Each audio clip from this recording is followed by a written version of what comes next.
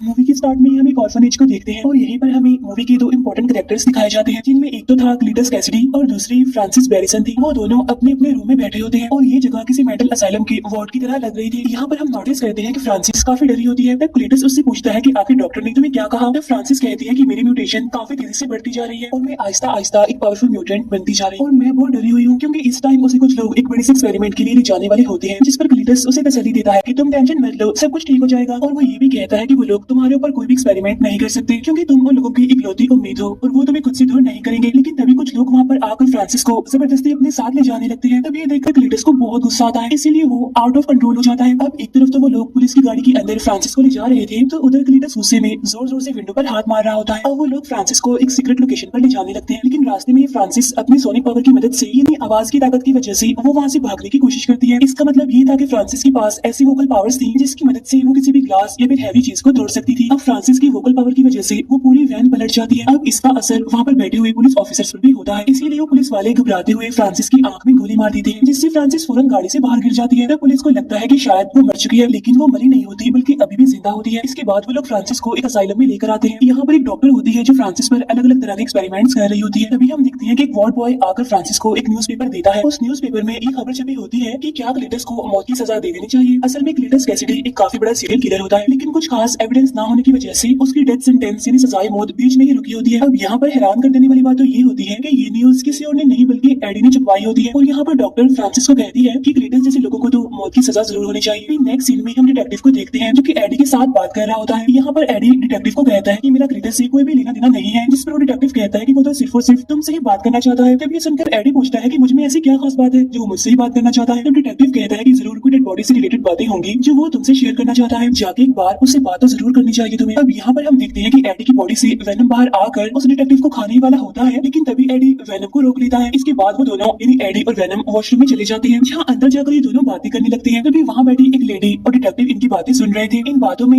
Venom AD को कहता है कि हमें सिटी के अंदर जाकर सिटी को प्रोटेक्ट करना चाहिए और यहाँ पर हम लोग बैठकर सिर्फ और सिर्फ बातें कर रहे हैं। अब यहाँ पर अगर देखा जाए तो वेनम एडी की इनसाइड कर रहा होता है और साथ साथ उसे चिढ़ाता भी है, जिस पर एडी उसे कहता है कि वेनम तुम्हें मेरी रिस्पेक्ट करनी चाहिए, मैं तुम्हारा होस्ट हूँ, तो कम से कम इस बात की तो इज्जत रख लो। इसके फौरन बाद एडी यानी वेनम क्लीटस से मिलने के लिए एग्री हो जाता है। इसके बाद एडी क्लीटस से मिलने के लिए एक जेल में आता है। अब यहाँ पर उन दोनों के बीच बातें होने लगती है। यहाँ पर एडी क्लीटस से पूछता है कि आखिर तुम्हें मुझसे क्या चाहिए, तुमने मुझे यहाँ पर क्यों बुलवाया है। तब क्लीटस कहता है कि तुम्हें मेरे फैंस के लिए एक न्यूज को प्रिंट करना होगा और इसके बदले में मैं तुम्हें एक एक्सक्लूसिव इंटरव्यू दूंगा और इस इंटरव्यू में मैं तुम्हें अपने सारे सीक्रेट्स बता दूंगा कि आखिर मैंने जितने भी मर्डर्स किए हैं उनके पीछे क्या राज है और वो डेड बॉडीज कहाँ पर है। तब एडी उससे पूछता है कि आखिर इस पूरे काम के लिए तुमने मुझे ही क्यों चुना। तब जवाब में क्लीटस उससे कहता है बिकॉज आई लाइक यू। अब यहाँ पर क्लीटस एडी को वही न्यूज प्रिंट करने के लिए कहता है जो फ्रांसिस ने कुछ दिन पहले ही पढ़ी होती है और जब एडी वहाँ से जाने लगता है तो क्लीटस उसे रोक लेता है और उसका ध्यान दीवार पर बनी कुछ शिप्स पर कर देता है। वहाँ पर कुछ मैसेजेस भी लिखी होती है, साथ साथ कुछ खबरें भी बनी होती है, जिसे देखकर एडी वहाँ से आगे निकल जाता है। जाते जाते क्लीटस एडी को कहता है कि प्लीज मुझे भूल मत जाना। और जब एडी बाहर आता है तो वो डिटेक्टिव उससे पूछता है कि आखिर तुम्हें क्लीटस ने क्या कहा, जिस पर एडी सारी बात छुपाते हुए उसे कहता है कि अभी तक उसने मुझे कुछ भी नहीं कहा, लेकिन मेरी इंक्वायरी अभी भी उस पर जारी है और वैसे भी इस तरह की चीजों का पता लगवाने के लिए थोड़ा टाइम तो लगता ही है। फिर एडी अपनी बाइक पर बैठकर वहाँ से निकल जाता है। घर आने के बाद वेनम एडी की हेल्प करता है दीवार पर बनी उन सारी डायग्राम्स को डिकोड करने के लिए।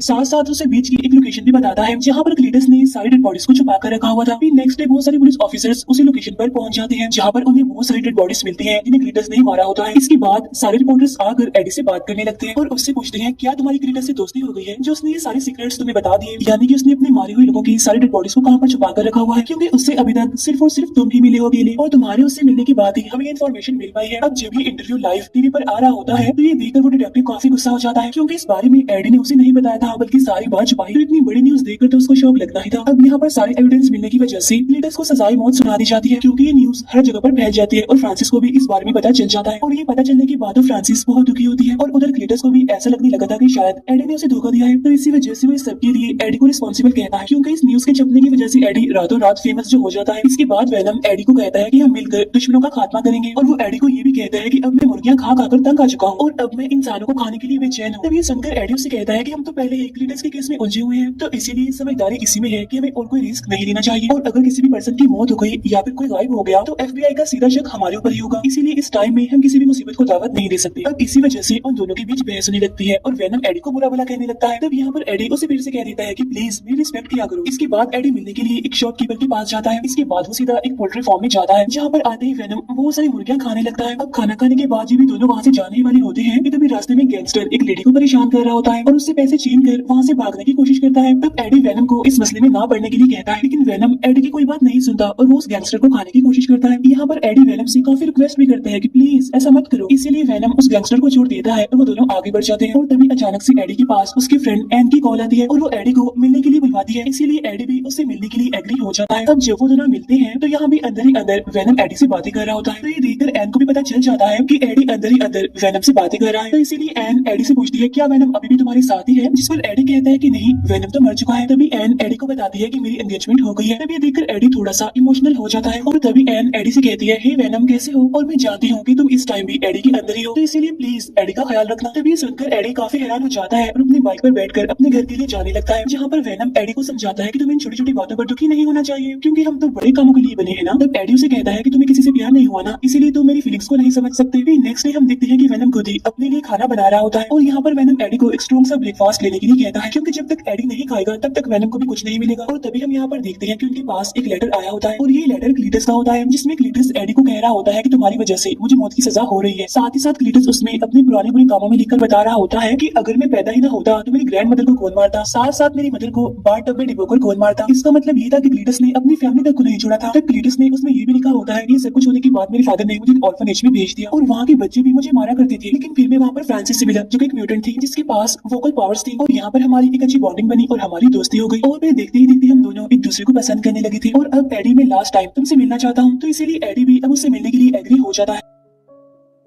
इसके बाद भी हम देखते हैं कि एडी उससे मिलने के लिए जेल में जाता है, जहाँ पर क्लीटस एडी को बताता है कि मैं हमेशा से ही एक फैमिली के लिए तरसता रहा हूँ। जिस पर एडी कहता है कि हाँ, अपनी ग्रैंड मदर और अपनी माँ को मारने की बात ऐसा तो होना ही था। यहाँ पर क्लीटस उससे कहता है कि अगर मुझे मौत की सजा हो गई तो मेरी मौत की रिस्पॉन्सिबल कोई और नहीं बल्कि तुम होगी। साथ साथ वो एडी को ये भी कहता है कि एडी तुम इंसानियत पर एक दबाव। असल में ये क्लीटस की एक चाल होती है, क्योंकि वो एडी को गुस्सा दिलाने की कोशिश कर रहा था और यही वजह होती है कि वेनम को भी उस पर गुस्सा आने लगता है। इसीलिए वो एडी की पेट से निकलकर क्लीटस को मारने लगता है, लेकिन अब क्योंकि क्लीटस काफी चालाक होता है इसीलिए उसके हाथ को पकड़कर उस पर बाइट कर लेता है, लेकिन तभी वहाँ पर गार्ड आकर उनकी लड़ाई छुड़वा देता है। इसके बाद जब एडी वहाँ से जाने लगता है तो क्लीटस उससे कहता है कि खून का टेस्ट मैंने पहले भी किया है, लेकिन तुम्हारा खून तो बिल्कुल अलग है। अब तभी हम देखते हैं कि जब क्लीटस ने एडी को काटा था तो उसके सिम्बियोट का थोड़ा सा पार्ट क्लीटस के अंदर ही रह जाता है। इसके बाद हम देखते हैं कि जब एडी अपने घर पहुंच जाता है तो वेनम उससे माफी मांगता है कि मुझे ऐसा नहीं करना चाहिए था, जहाँ पर एडी उसे समझाता है कि तुम्हारा खुद पर कंट्रोल होना चाहिए और अगर तुमने क्लीटस को मार दिया होता तो उसकी मौत का सीधा इल्जाम मेरे ऊपर ही आता, जिसकी वजह से बहुत बड़ा मसला बन सकता था। अब यहाँ पर उन दोनों के बीच एक बार फिर से बहस हो जाती है और वो दोनों एक दूसरे को बुरा भला कहने लगते हैं। एक बोलता है कि मैं तुम्हें झेल रहा हूँ तो दूसरा बोलता है कि मैं तुम्हें बेयर कर रहा हूँ। तब यहाँ पर वेनम एडी को कहता है कि तुम एक लूजर थे, मैंने आकर तुम्हें बचाया, तुम एक नई पहचान दी और जब से क्लीटस का केस तुम्हारे पास आया है तुम तो फेमस हो गई हो। तब ये सुनकर एडी को काफी गुस्सा आ जाता है और वो वेनम को वहाँ से जाने के लिए कहता है। इसी वजह से वेनम को भी काफी गुस्सा आ जाता है और वो घर में तबाही मचा देता है। अब फाइनली यहाँ पर वेनम एडी की बॉडी को छोड़कर वहाँ से निकल जाता है। वहाँ से जाते जाते वो एडी की बाइक को भी तोड़ देता है। नेक्स्ट सीन में हम क्लीटस को देखते हैं जिसे डेथ सेंटेंस यानी सजाए मौत सुना दी गई थी और जब वो लोग उसे इंजेक्शन लगाकर मारने ही वाले होते हैं, लेकिन तभी उस इंजेक्शन और बॉडी में होने वाली रिएक्शन की वजह से वो छोटा सा सिम्बियोट का टुकड़ा क्लीटस की बॉडी से कनेक्ट कर जाता है, जिसकी वजह से आहिस्ता आहिस्ता नया सिम्बियोट पैदा होता है और वो होता है दी कार्नेज। अब देखते ही देखते कार्नेज अपनी फुल फॉर्म में आ जाता है, जिसे देखकर वो सारे लोग काफी डर जाते हैं और वहाँ से चिल्लाते हुए भागने की कोशिश करते हैं। यहाँ पर हम देखते हैं कि कार्नेज दिखने में काफी बड़ा, काफी भयानक और बहुत ज्यादा पावरफुल है। इसके बाद कार्नेज देखते ही देखते सारे पुलिस ऑफिसर्स को खा लेता है और कैदियों को वहाँ से छुड़ाकर निकाल देता है। नेक्स्ट सीन में हम देखते हैं एडी को जो टीवी देख रहा था और वहाँ पर उसे पता चलता है कि क्लीटस जेल से एस्केप कर गया है। तब इस वजह से एडी काफी हैरान और काफी परेशान हो जाता है और तभी वहाँ पर एडी से मिलने के लिए वो डिटेक्टिव आता है और वो इस सारे इंसिडेंट का रिस्पॉन्सिबल एडी को कहता है, जिस पर एडी कहता है कि नहीं, मैं तो इस बारे में कुछ नहीं जानता कि आगे क्लीटस वहाँ से कैसे भाग गया, इसीलिए तुम इसका रिस्पॉन्सिबल मुझे नहीं कह सकते। तभी सुनकर वो डिटेक्टिव कहता है कि वो सिर्फ और सिर्फ तुमसे मिला है, तो क्या पता उसे वहाँ से आजाद करने में तुम्हारा ही कोई मास्टर प्लान हो। उधर हम देखते हैं कि वेनम एक एक करके बॉडीज को चेंज कर रहा होता है, क्योंकि उसे अपने मुताबिक कोई सुटेबल बॉडी नहीं मिल रही थी। इसके बाद वो एक लड़की को पोजेस करके एक पार्टी में चला जाता है, जहाँ पर सभी लोगों ने अलग अलग तरह के कॉस्ट्यूम पहन रखे थे और वहाँ पर एक हेलोवीन पार्टी जैसा माहौल होता है, जहाँ पर सभी को लगता है कि वेनम ने भी एक कॉस्ट्यूम पहना हुआ है जिसमें वो काफी स्मार्ट लग रहा है और साथ साथ साइज में काफी बड़ा भी, इसीलिए सभी लोग उसकी तारीफ करने लगते हैं। फिर हम क्लीटस को देखते हैं जो कि गाड़ी चुराकर भाग रहा होता है। अब जिस तरह से वेनम एडी से बात किया करता था, वैसे यहाँ पर कार्नेज क्लीटस से बातें कर रहा होता है और वो कहता है कि अभी तक दुनिया में सिर्फ एक ही सिम्बियोट है और वो है वेनम, और अगर हम दोनों मिलकर उसे खत्म कर दें, यानी वेनम को खत्म कर दें, तो पूरी दुनिया पर हमारा ही राज होगा। जिस पर क्लीटस कहता है कि सबसे पहले मुझे अपने पार्टनर यानी फ्रांसिस को आजाद करवाना है, क्योंकि मैं उससे बहुत प्यार करता हूँ और वो मेरे साथ होनी चाहिए। तब ये सुनकर कार्नेज भी उसकी बात पर एग्री करता है। उधर पार्टी में वेनम काफी एंजॉय कर रहा होता है, डांस कर रहा होता है और इवन वो कंपटीशन भी जीत जाता है। वहाँ पर वेनम एक स्पीच भी देता है, लेकिन वो एडी को काफी मिस कर रहा होता है। फिर एडी उसी ऑर्फनेज में पहुंचता है जहाँ पर क्लीटस रहा करता था, जहाँ उसे दीवार पर CK+FB लिखा हुआ दिखाई देता है। तब एडी डिटेक्टिव को कॉल करके उसे इस बारे में इन्फॉर्म करता है कि मैं उस ऑर्फनेज में हूँ जहाँ पर क्लीटस रहा करता था। तब यहाँ पर डिटेक्टिव उससे पूछता है कि आखिर FB का मतलब क्या है। तब एडी उसे बताता है कि FB का मतलब फ्रांसिस बैरिसन है। तब ये सुनकर वो डिटेक्टिव कहता है कि हमारे कुछ लोग फ्रांसिस को एक बड़े एक्सपेरिमेंट के लिए ले जा रहे हैं। यहाँ पर वो डिटेक्टिव उस इंसिडेंट की बात कर रहा होता है जो पुलिस ऑफिसर ने फ्रांसिस पर गोली चलाई थी, लेकिन उस डिटेक्टिव को ये बात पता नहीं होती कि फ्रांसिस बैरिसन अभी जिंदा है। उधर क्लीटस एक शॉप में जाकर उसकी ऑनर को मार डालता है। साथ ही वो वहाँ के कंप्यूटर को हैक करके सीक्रेट लोकेशन यानी उस असाइलम का भी पता लगवा लेता है जहाँ पर फ्रांसिस को रखा गया था। अब उस असाइलम में आने के बाद तो सबसे पहले वो वहाँ के डॉक्टर्स को मारता है और फिर वो फ्रांसिस से मिलने के लिए आता है और यहाँ पर ये दोनों एक दूसरे के आमने सामने आकर बहुत खुश होते हैं। यहाँ पर क्लीटस कार्नेज की मुलाकात फ्रांसिस से करवाता है। अब ये तीनों आपस में मिलकर काफी खुश हो रहे होते हैं। इसके बाद ये तीनों ही गाड़ी की मदद से वहाँ से भागने लगते हैं और अब इनके पीछे पुलिस पड़ चुकी होती है, लेकिन कार्नेज के सामने कौन टिकने वाला था। कार्नेज बाहर आकर सारी पुलिस की गाड़ियों को उठाकर फेंकने लगता है और सभी पुलिस ऑफिसर्स को वो जान से मार डालता है। उधर वेनम एक दूसरी बॉडी में आकर उसे शॉपकीपर के पास आता है जहाँ पर वो उनसे कुछ खाना और चॉकलेट्स मांगता है, क्योंकि एडी को छोड़ने के बाद वो काफी दिनों से भूखा था। फिर एडी को पुलिस कस्टडी में ले लिया जाता है क्योंकि पुलिस को लग रहा था कि कल रात जो अटैक हुआ है उसके पीछे एडी का, क्योंकि एडी के घर के पास उन्हें बहुत सारी डेड बॉडीज भी मिली थी। यहाँ वो डिटेक्टिव एडी को सारी बात सच सच बताने के लिए कहता है। तब एडी कहता है कि जब तक मैं एक फोन कॉल नहीं करता तब तक मैं तुम्हें कुछ भी नहीं बताऊंगा। तो इसके बाद एडी एन को कॉल करता है। तब उसकी बात सुनकर एन उस डॉक्टर के साथ बैठकर एडी से मिलने आ जाती है। तब उससे मिलने के बाद एडी एन से कहता है कि सिटी में जो भी हादसे हो रहे हैं उसके पीछे क्लीटस का हाथ है, क्योंकि एक अननोन पावर जो सब पर अटैक कर रही है उसने एक नए सिम्बियोट को पैदा कर दिया है। एडी यहाँ पर ये भी बताता है कि अब मैं और वेनम एक साथ नहीं है, तो इसीलिए एन प्लीज तुम जाओ और वेनम को ढूंढो, क्योंकि एक वेनम ही है जो कार्नेज को हरा सकता है। अब क्योंकि एन जानती थी कि वो शॉपकीपर वेनम के बारे में जानती है, तो इसीलिए वो सीधा वहाँ पर जाती है और उनसे पूछती है क्या आपने वेनम को देखा है, कि वेनम तो वो शॉपकीपर की बॉडी के अंदर ही छुपा होता है। और वो एन को कहता है कि इस टाइम मैं एडी से बहुत नाराज हूँ। तब यहाँ पर एन वेनम से रिक्वेस्ट करती है कि एडी को तुम्हारी मदद की जरूरत है, जाओ और उसकी हेल्प करो। तब ये सुनने के बाद वेनम फाइनली एडी से मिलने के लिए एग्री हो जाता है। उधर क्लीटस और फ्रांसिस पूरे शहर में तबाही मचाते हुए घूम रहे होते हैं, जहाँ क्लीटस की बॉडी से निकलकर कार्नेज कहता है कि मेरा अगला शिकार वेनम है, यानी कि एडी। इसके बाद हम देखते हैं कि वेनम यानी कि एन एडी से मिलने आए होते हैं। इसके बाद ही तीनों किसी तरह करके वहाँ से भाग जाते हैं, जहाँ रास्ते में वेनम एडी को उससे माफी मांगने के लिए कहता है, तो इसीलिए यहाँ पर एडी फाइनली वेनम से माफी मांग लेता है। उधर वो डिटेक्टिव कहीं पर जा रहा होता है, लेकिन उसे रास्ते में क्लीटस मिल जाता है, इसीलिए वो गाड़ी से उतरकर सीधा क्लीटस पर शूट कर देता है। लेकिन तभी उसकी बॉडी से कार्नेज बाहर आकर उस डिटेक्टिव को पकड़ लेता है। इसके बाद जब फ्रांसिस एडी के घर पहुंचती है तो उसे वहाँ पर एन की रखी हुई रिंग मिलती है और तब वो उसे लेकर वहाँ से जाने लगती है, लेकिन वहाँ से जाने से पहले उसे एन की पिक्चर भी मिल जाती है, जिसकी मदद से वो सीधा आकर एन को पकड़ लेती है और फिर वो एन को कहती है कि हमारी शादी में जरूर आना। इसके बाद डॉक्टर एडी को कॉल करके कहता है कि यहाँ पर कुछ लोग आकर एन को ले जा चुके हैं। इसके बाद हम देखते हैं कि क्लीटस और फ्रांसिस दोनों शादी कर रहे होते हैं। अब यहाँ पर वो डिटेक्टिव भी होता है जिसे थोड़ी देर पहले इन्होंने प्रिजनर बनाया था। अब यहाँ एक तरफ तो उनकी शादी हो रही होती है, तो तभी वहाँ पर वेनम यानी एडी भी पहुंच जाता है। अब उसे वहाँ पर देखकर जैसे क्लीटस की बॉडी से कार्नेज निकलकर बाहर आता है तो उसे देखकर वेनम डर जाता है और वापिस से एडी की बॉडी के अंदर घुस जाता है। तब यहाँ पर एडी वेनम से पूछता है कि प्रॉब्लम क्या है, तुम बाहर क्यों नहीं आ रहे हो। तो वेनम उसे कहता है कि ये तो दी कार्नेज है, ये बहुत ज्यादा चालाक, तेज और पावरफुल होते हैं। तब एडी वेनम से कहता है कि बस तुम बाहर आ जाओ और बाहर आने के बाद तुम जैसी मर्जी खाओ, मैं तुम्हें अब नहीं रोकूंगा। तब ये सुनकर तो वेनम फुल स्पीड के साथ फौरन बाहर आ जाते हैं और अब यहाँ पर दो ग्रेट वॉरियर्स के बीच जबरदस्त फाइट छिड़ जाती है।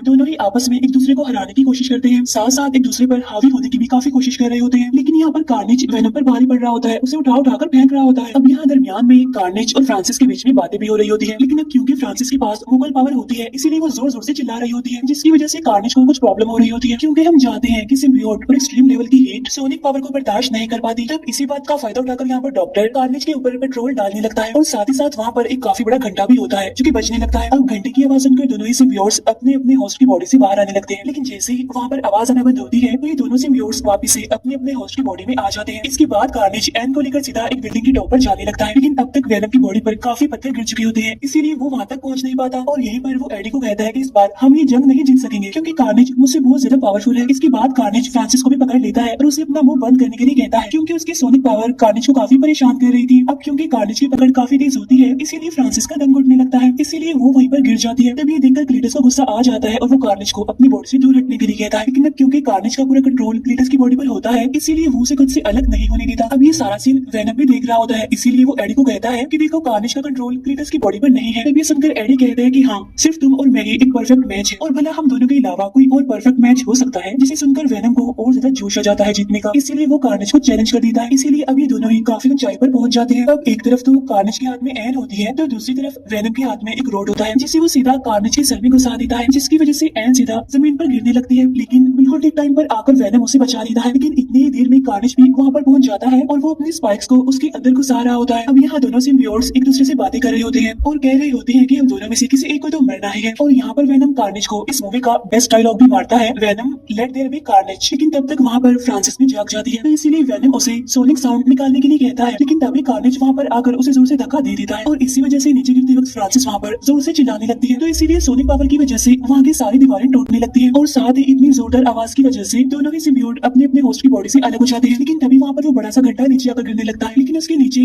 फ्रांसिस लेडी होती है। लेकिन तभी वेनम वहाँ पर एक बार फिर से आकर एडी, एन, उस डॉक्टर और फ्रांसिस को बचा लेता है। यहाँ पर क्लीटस की बॉडी से कार्नेज पूरी तरह से अलग हो चुका था और यहाँ पर कार्नेज दोबारा से आकर क्लीटस की बॉडी से मिलने की कोशिश करता है, लेकिन तब तक वेनम वहाँ पर आकर उसे खा लेता है। इसके बाद वेनम वहाँ पर आकर क्लीटस को पकड़ लेता है। इसके बाद वेनम क्लीटस को भी जान से मार डालता है और इतनी ही देर में वहाँ पर पुलिस भी आ जाती है और फाइनली सारे खतरे भी टल जाते हैं। इसके बाद एडी उस डॉक्टर को कहता है कि तुम एन को अपने साथ ले जाओ, लेकिन यहाँ पर हम देखते हैं कि इस हादसे में वो डिटेक्टिव बच गया होता है। इसके बाद हम देखते हैं कि वेनम और एडी एक किनारे के पास बैठे होते हैं, लेकिन इसके बाद सीन शिफ्ट होकर एक रूम पर आता है जहाँ पर एडी बेड पर सो रहा होता है। तो वेनम उससे पूछता है कि हम दोनों को एक दूसरे से कुछ सीक्रेट्स छुपाने चाहिए। तब एडी कहता है कि हर चीज का एक पास्ट होता है। तो वेनम उसे कहता है कि मैं तुम्हें कुछ बताना चाहता हूँ, लेकिन अगर मैं तुम्हें बताऊंगा तो तुम्हारा दिमाग फट जाएगा। लेकिन ऐसी बहुत सारी बातें हैं जो मैं जानता हूँ और तुम्हें बताना भी चाहता हूँ, लेकिन वो सारी बातें बहुत ज्यादा कॉम्प्लिकेटेड है। तब यहाँ पर एडी को लगता है कि शायद वो अपने सिम्बियोट के बारे में उसे बताएगा, लेकिन तभी वहाँ पर टीवी फ्लिकर करने लगता है और आसपास की सारी चीजें बदलने लगती है। अब यहाँ पर एडी को ऐसा लगता है कि शायद ये सब कुछ वेनम कर रहा है। तभी सुनकर वेनम कहता है कि नहीं, ये सारी चीजें मैं खुद नहीं कर रहा हूँ। लेकिन तभी हम देखते हैं कि सामने से एक गोल्डन कलर की लाइट चमकने लगती है। इसके बाद हम देखते हैं कि वेनम स्पाइडरमैन के यूनिवर्स में पहुंच गए हैं, यानी इसका मतलब ये है कि वेनम भी अब स्पाइडरमैन के यूनिवर्स का हिस्सा बन गए हैं। अब इसी सस्पेंस के साथ ये मूवी यहीं पर एंड हो जाती है।